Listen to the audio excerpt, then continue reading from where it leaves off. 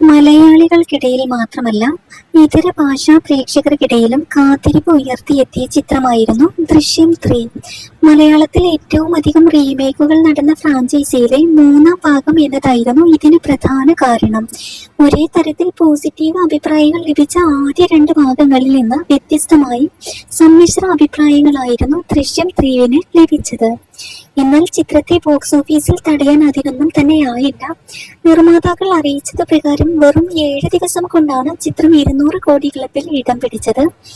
എന്നാൽ 2-ാം വാരാന്ത്യം പിന്നിട്ടതോടെ കളക്ഷനിൽ ഒരു വലിയ ഇടിവ് സംഭവിച്ചിരിക്കുകയാണ് ഈ ചിത്രത്തിന്.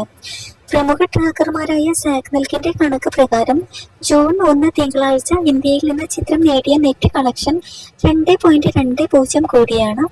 തലേ ദിവസമായ ഞായറാഴ്ച നേടിയത് നോക്കുമ്പോൾ 58.9% ഡ്രോപ്പാണിത്.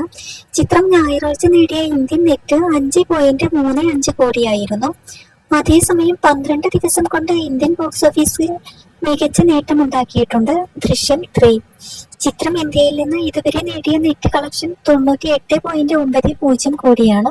ഗ്രോസ് ആവട്ടെ 114.76 കോടിയും. 12-ാം ദിനം രാജ്യത്തെ 2276 ഷോകൾ ട്രാക്ക് ചെയ്തപ്പോഴുള്ള കണക്കാണ് സാഗ്നൽക്ക് അവതരിപ്പിച്ചത്.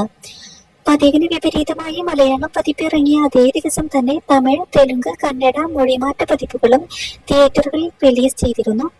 മലയാള സിനിമയിൽ ഒരുപക്ഷെ ആദ്യമായാണ് ഇങ്ങനെ ഒരു റിലീസ്. 12-ാം ദിനം ലഭിച്ച 2.20 കോടിയിൽ സിംഹഭാഗവും വന്നത് മലയാളം പതിപ്പിൽ നിന്ന് തന്നെയാണ്. 2 കോടിയാണ് തിങ്കളാഴ്ച മലയാളം പതിപ്പ് നേടിയത്.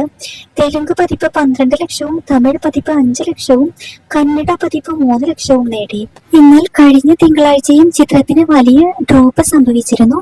എന്നാൽ പിന്നീടുള്ള ദിനങ്ങളിൽ കളക്ഷൻ ഉയർന്നിരുന്നു.